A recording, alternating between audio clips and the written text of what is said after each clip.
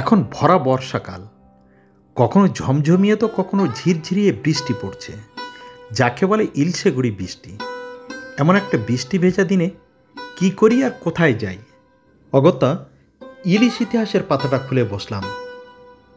অবাক হওয়ার মতোই, জলের এই রূপলি শস্যের ইতিহাস সে তো আজকের নয়, নয় নয় করে বেশ কয়েকশো বছরের পুরনো।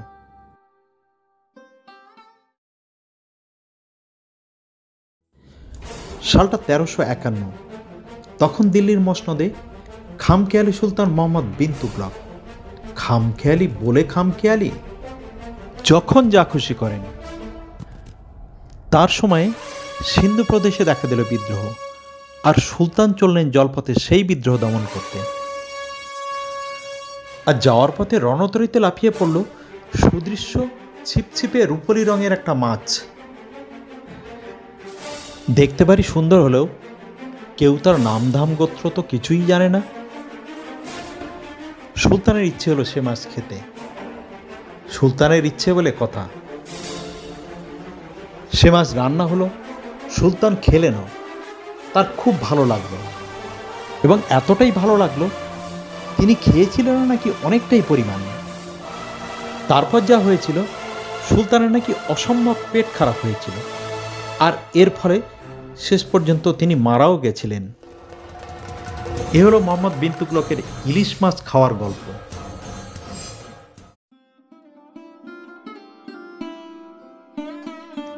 সিন্ধ্রিদের উপাস্য দেবতা যে মাছটির উপর বসে আছেন, সেটা নাকি দেখতে অনেকটা ইলিশ মাছের মতো। শোনা যায় দক্ষিণ ভারতের গোদাবরী অঞ্চলে এ মাছের কদর এতটাই, কথিত আছে একটা মঙ্গলসূত্রের বিনিময়ে একটা ইলিশ মাছ পেলেও ক্ষতি নেই। সারা ভারতবর্ষ তো বটেই, Bangladesh, Myanmar, Thailand, Iraq, Iran, Indonesia প্রভৃতি দেশে এই মাছ যেমন পাওয়াও যায়, তার কদরও তেমনি বেশি। সর্বোপরি পশ্চিমবঙ্গের কথাই বলি, বিশেষ করে এই বর্ষা ঋতুতে এই রূপলি শস্য আসে আমাদের রাজ্যের বিভিন্ন নদী নালাতে, যা আমাদের রসনাকে তৃপ্ত করে। আজকের এই ইলিশ ইতিহাসের গল্প দিয়ে বেড়াবার গল্পটা শুরু করলেও এই ইতিহাসের ইতি কিন্তু আপনার আর আমার হেঁসেল ঘরে।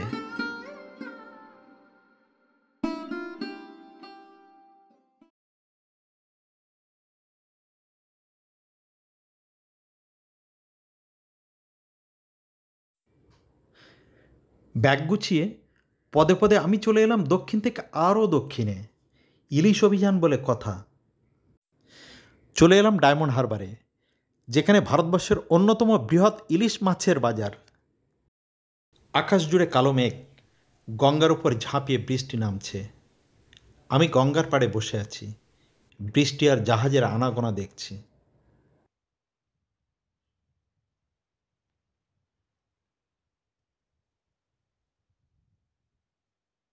হ্যালো বন্ধুরা, বেড়াবার গল্পের আরেকটা নতুন ভিডিওতে আপনাদের স্বাগত।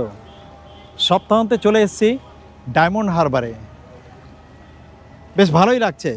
নদীর পাড়ে এসে দাঁড়িয়েছি, বিশাল বড় একটা জাহাজ ভেসে যাচ্ছে। যদিও দূরে মেঘ জমেছে, হয়তো একটু বাদে বৃষ্টি আসবে। সে যাই হোক, বর্ষাকাল, বৃষ্টি আসাটাই স্বাভাবিক। কিন্তু আজকে এসেছি একটা সম্পূর্ণ অন্য উদ্দেশ্য নিয়ে ডায়মন্ড হারবারে ঘুরতে, সে কথাই বলবো আপনাদেরকে। দুপুরে খাবার খেয়ে গঙ্গার পাড়ে চলে এলাম, সেখান থেকে একটা টোটো নিয়ে নিলাম।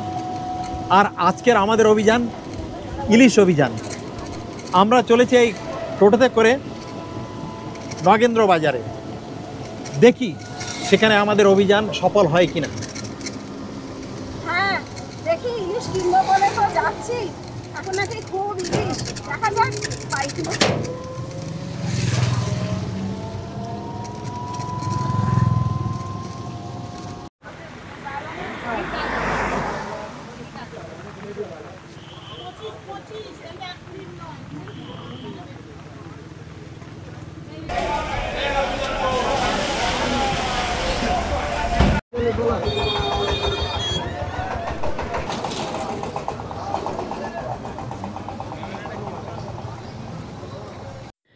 ইলিশ বাজারে এত ইলিশ দেখে থমকে গেছি আমি। সর্ষে ইলিশ পাতে পাবো কিনা জানি না, তবে এত ইলিশ দেখে চোখে সর্ষে ফুল দেখার মতোই আজকের অবস্থাটা।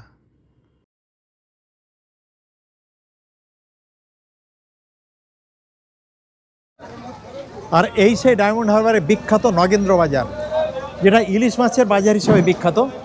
এখানে দেখতেই পাচ্ছেন যে প্রচুর পরিমাণে দুধারে এদিকে এবং এদিকে এবং পুরো যতটা দেখতে পাচ্ছেন পুরোটাই অসংখ্য দোকান, আড়ত, এবং এখানে ইলিশ মাছটাই সবথেকে বেশি আসে। এখানে যে বকখালি থেকে যেসব মাছ ট্রলারে নেমে আসে এই মার্কেটে, এখান থেকে পাইকারি হিসাবে বিক্রি হয়, পাইকারি খুচরো সব রকমেই বিক্রি হয়। আমরা এসেছি খুচরো ক্রেতা হিসাবে এবং আমরা এই একটা দোকানে এসেছি, আমরা দরদাম করছি। এই মাছটা কি দাম আছে দাদা? কি ওজন আছে? 1 কিলো 300। আর এই মাছটার? আমারটা 600, 1050 টাকা। এখানকার নদী থেকে পাওয়া এটা, তাই তো? এ 1400 টাকা। একটা দুটো করে ভুলভুটি পায় আমরা কিনি, বুঝলেন? 1300। আমাদের ডায়মন্ড নদী মাছ নিয়ে যান, বলবেন না। এটা কত বললে?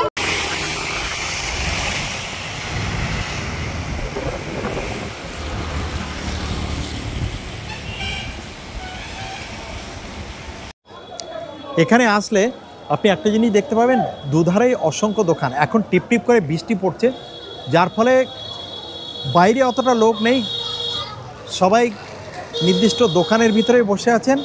আর সবার কাছে একটা জিনিস শুনবেন, মানে যারা ইলিশ বিক্রি করছেন, যেটা কাঁচা মাছ, তো সেটা আপনাকে দেখে দরদাম করে কিনতে হবে।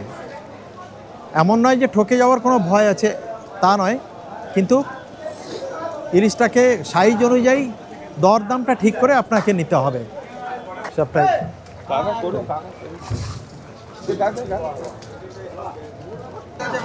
পমফ্রেটের শুধু সাইজটা দেখুন, এটা কত ওজনের হবে? 750 ওজন আছে। কি দাম আছে এগুলো? ওগুলো আপনাকে 1500 টাকা, 1500 টাকা কিলো আছে। 1500। আর ইলিশ একটু দেখেন, এটা 1300 টাকা। এটা 1300 টাকা দামের ইলিশ, একদম ডায়মন্ড হারবারের কাঁচা ইলিশ। যেটা বলছিলাম সেটা ডায়মন্ড হারবারের কাঁচা ইলিশ, অর্থাৎ ডায়মন্ড এই হারবারের ডায়মন্ড হারবারের নদী থেকে এটা ধরা। হ্যাঁ, ধরা দেখুন, দেখলেই দেখলেই আপনি পছন্দ হবে। পছন্দ শুধু নয়, বোঝাই যাবে যে এটা সত্যি টাটকা ইলিশ একেবারে। এই জন্য এটাকে বলা হয় কাঁচা ইলিশ। দেখুন, এটা বরফজাত করতেই হয় ভালো রাখার জন্য। শুধু সাইজগুলো দেখুন, এইটার সাইজ বা ওজনটা কতটা হবে? এইটার ওজন আছে 1 কিলো 700 ওজন আছে।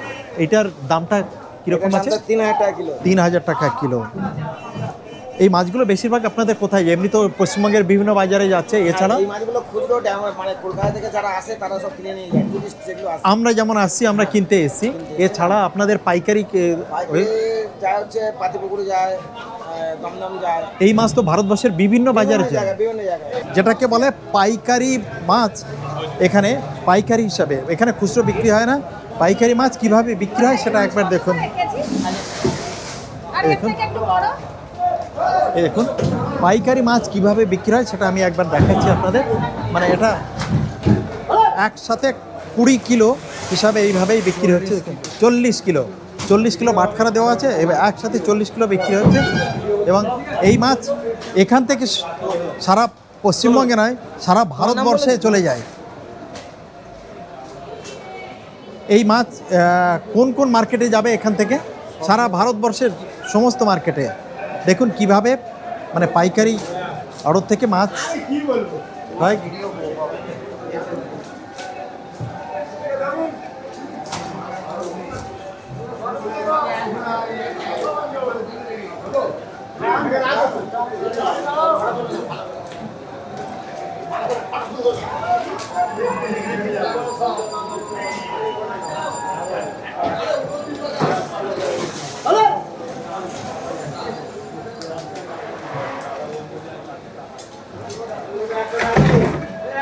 যে কথা বলছিলাম, যে শুধু পশ্চিমবঙ্গে নয়, ভারতবর্ষের সব থেকে বড় ইলিশের মার্কেট প্যাকিং হয়ে যাচ্ছে। এটা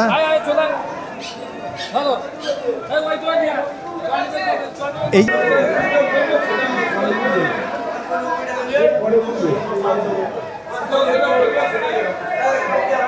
ইলিশের সাইজ ইলিশ মাছের সাইজগুলো একবার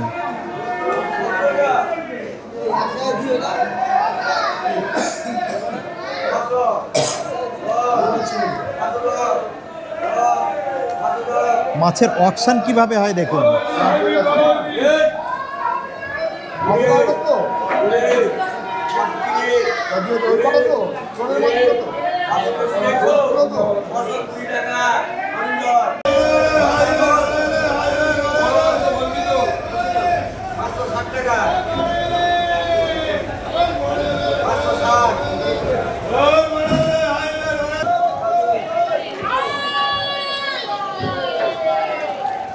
মা ভবানী ফিশ সেন্টার।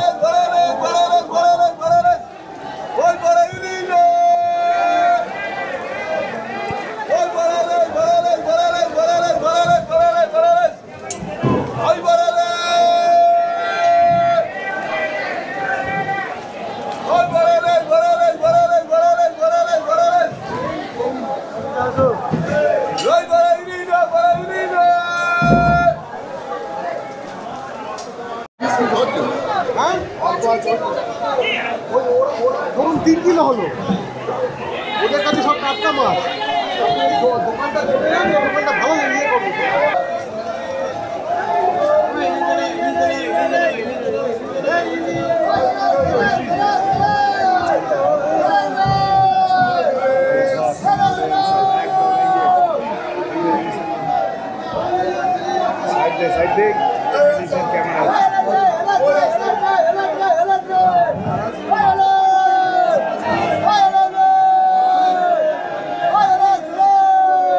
এই ইলিশের অকশন হবে, সেই জন্য এখানে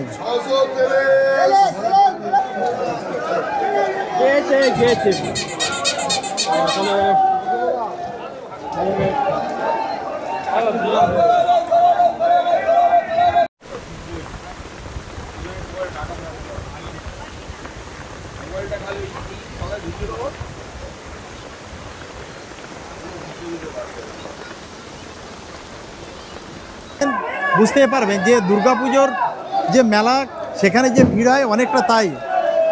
আমরা কারা এসেছি দেখুন, আমি, সৈকত, মৌসুমী, আমরা সবাই এই ইলিশ মার্কেট ঘুরে ঘুরে দেখছি।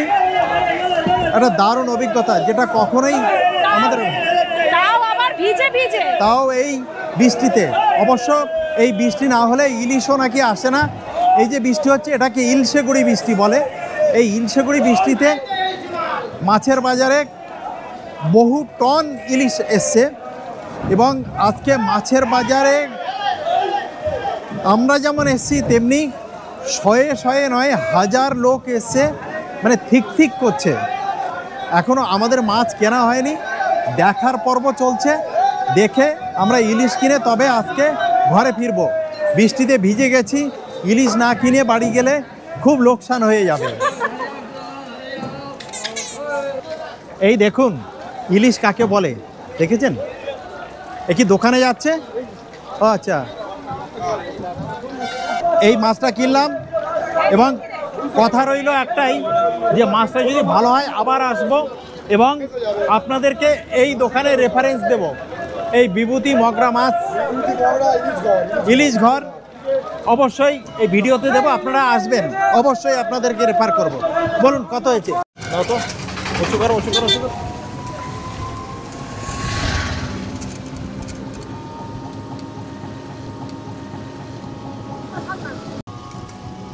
বন্ধুরা, আমাদের এই ইলিশ অভিযানের ভিডিওটা যদি আপনাদের ভালো লাগে, তাহলে অবশ্যই যে কথা বলি লাইক, শেয়ার, সাবস্ক্রাইব করার।